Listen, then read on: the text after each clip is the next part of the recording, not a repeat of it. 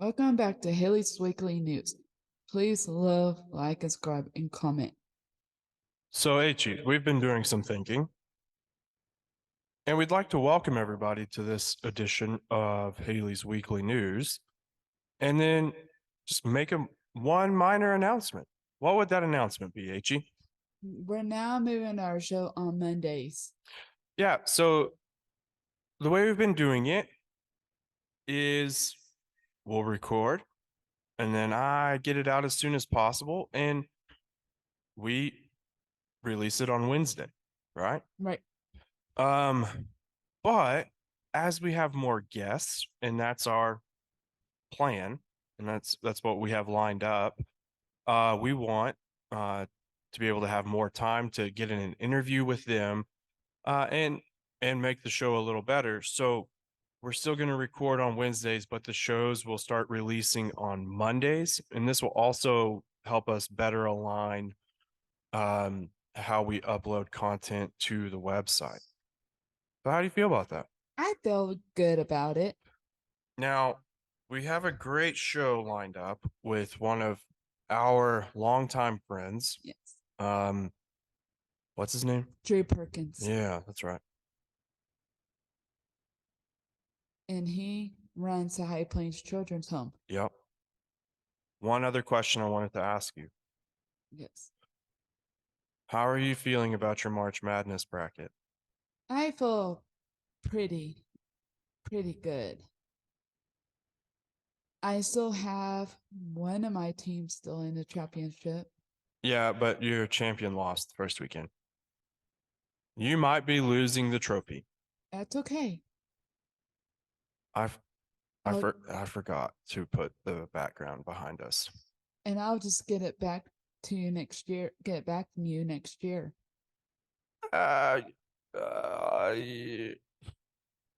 Maybe. It's not going to be me. I only have one Final Four team left. And Houston has to win out, but Steven's already ahead of me, so that's not going to work. Steven's probably the only person that can catch you. Yeah. Yeah.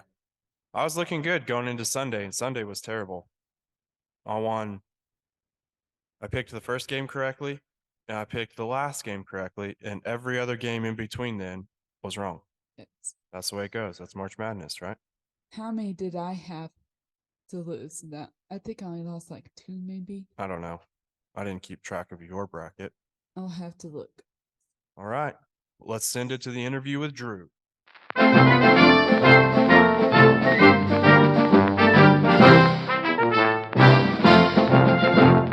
Welcome back to Haley's Weekly News. Please love, like, and subscribe, and comment. Today I'm with Drew Perkins here. And the first question is tell us about yourself and your background leading where you are now. Well, before we get to that, when JT called me to be on the podcast, first of all, I was really excited. But second of all, he told me that I was going to be interviewed by the most famous Thompson child. Yes. And so I thought that'd be him because Nope. he's the most famous, right? Nope, not even close. Oh, well, at least he's beating you on the March Madness bracket. Him. That's not what he told me at all. I'm beating him. He lied to me then. He said he was whipping you. He said your bracket was in a shambles. That's not it. His bracket's in a shambles. Okay. Like one more team left and the lead 4, and I have like 2 or 3 left. Very nice. Very nice. Well, so to answer your question, I'm the executive director at High Plains Children's Home now, and it has been a really long, interesting route to get here. I bet. Yeah, I started my adult life as a teacher and coach. I coached football and basketball and baseball and track and taught mainly science. But after a few years of doing that, I crossed over to the dark side and became an assistant principal. And that was an interesting job. You know, I was at Travis Middle School for 3 years, and then at Tascosa High School for 3 years. and loved working with the kids, enjoyed that a lot. But that discovered that was not the job for me.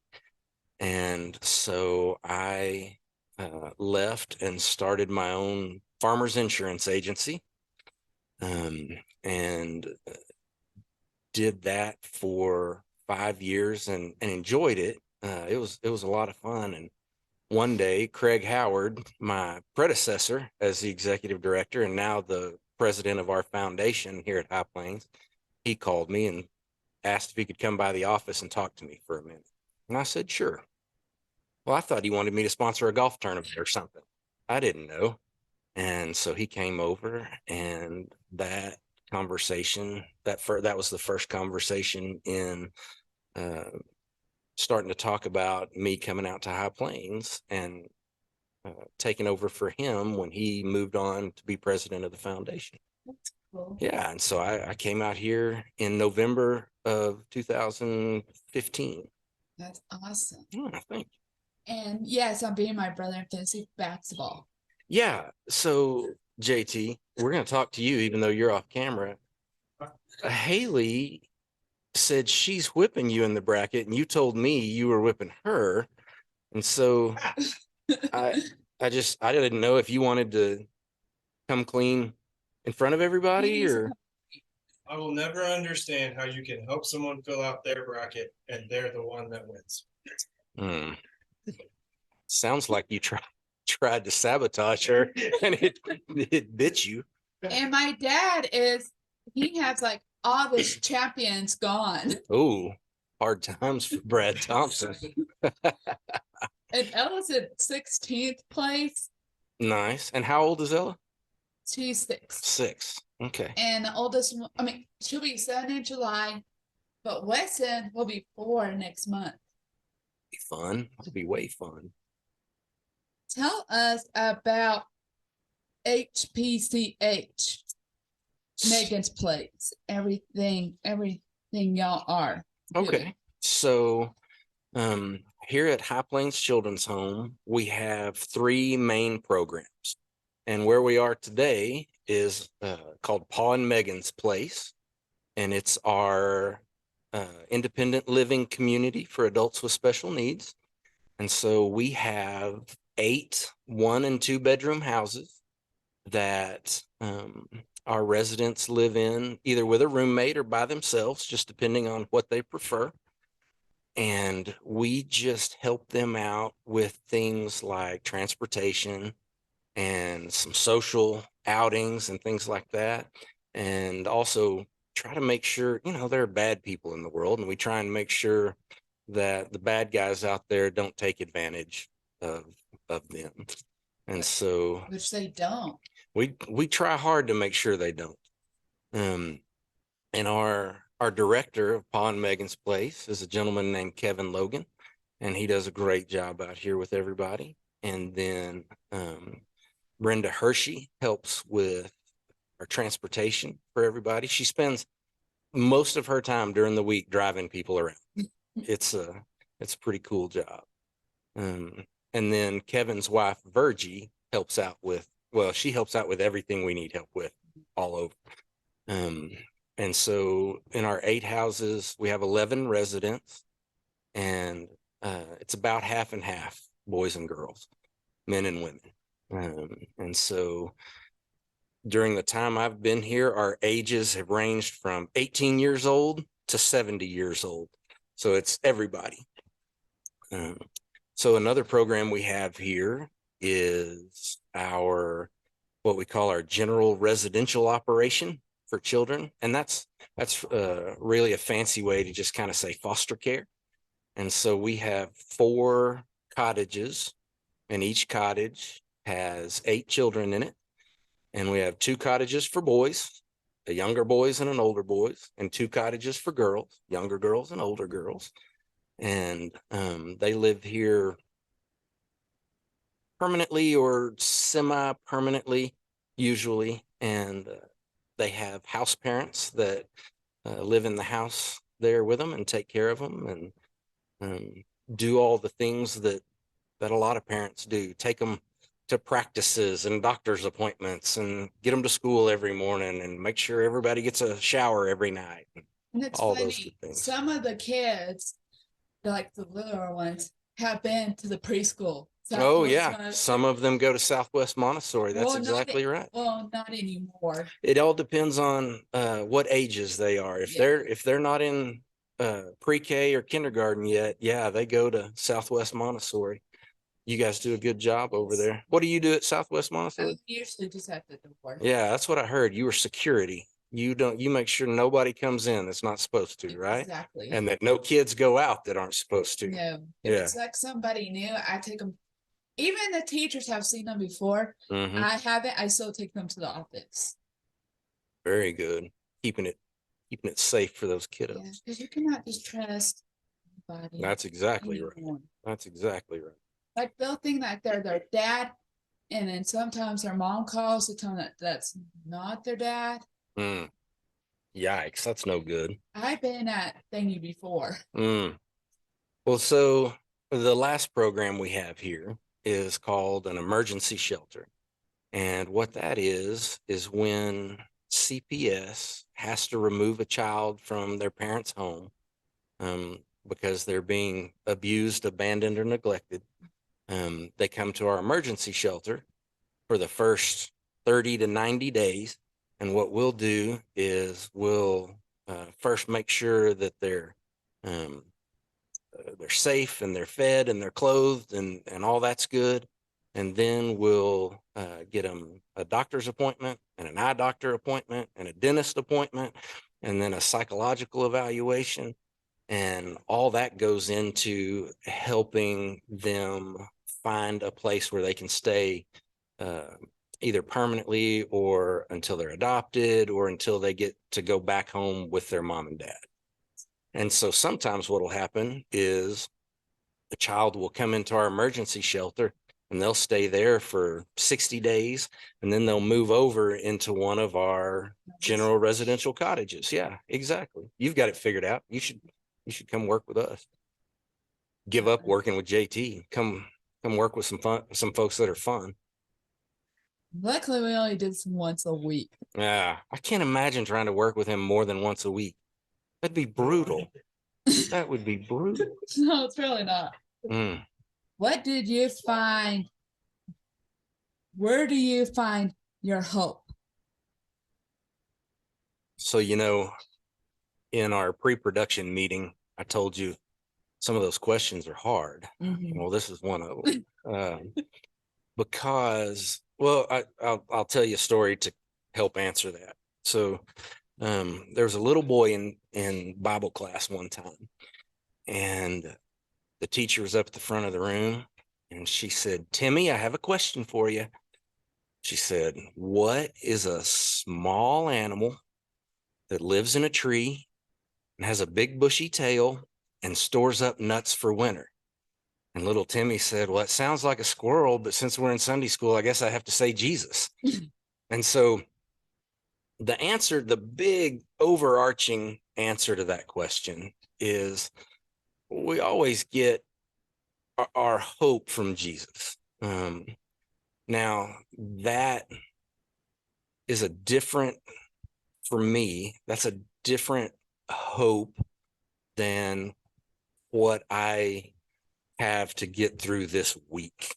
That's more of a long-term, big picture hope. But one of the things that gives me a lot of hope in the day-to-day and week-to-week is when we see wins with our kids, or with our Pa and Megan's Place residents. Like yesterday, Josh, right? Josh, yeah. Big tall Josh. You can start with that class. Yeah. So Josh is super cool. Josh has been looking for a job and he had 2 interviews the other day. And so he came over to tell us about the interviews. Well, that was awesome. That filled up my hope bucket some. When our one of our kids in the Owen cottage plays basketball at Randall, so he got to go to the state basketball tournament. and that was a little bit in my hope bucket, that when I see successes and when I see our kids doing what they're supposed to be doing, and they're making good grades at school, and they're doing well at their jobs, and they're enjoying going to church, and their relationship with God is getting better. Those are all little additions to my hope bucket that help me each week and each month and each day with having hope. Does that make sense to you? I think so. Okay. I wasn't sure it made sense to me, so I wanted to make sure it made sense. Number 4. How important is it because of your role that you help to your employees and people in your care? So it's like you've been reading my mail, Haley. No, I haven't. That's well, I'm glad. That is something I have not done a good job at lately. And that is something we've kind of been talking about the last couple of weeks, is what can we do to help give that hope to other people. And one of the things we've come up with is just spending time together. It's so easy for us to find ourselves on our own little islands. And I'm in my office, and Kevin's here at Pond Megan's place, and Quayne and Ashley are in the Owen cottage, and Gil and Charlotte are in the Williams cottage. And we all sometimes just wind up on our own little islands. And so you feel like you're by yourself in the fight. And what I need to be better about is getting us all together, so we can remember that we're all in this together, and we all need to be available to help each other in whatever is going on. And that, I think that applies not just here at work, but with your friends, stuff like that. We need to think in going through like the COVID lockdowns and all that stuff. I got out of the habit of spending time with my friends and being supportive of them, and them being supportive of me. And that is that's something that's historically has been really important to me, and it's still important to me, but I haven't been good about doing it. Yeah, So that is hard to do, because definitely when your friends move far away, sometimes it's hard to get back to seeing them. Yeah. Have you had some friends move? Mm-hmm. That's hard. That is hard. But some of them have moved back home. We just haven't had the chance to reconnect. Mm-hmm. Yeah. Number 5. One thing you want everyone to know about and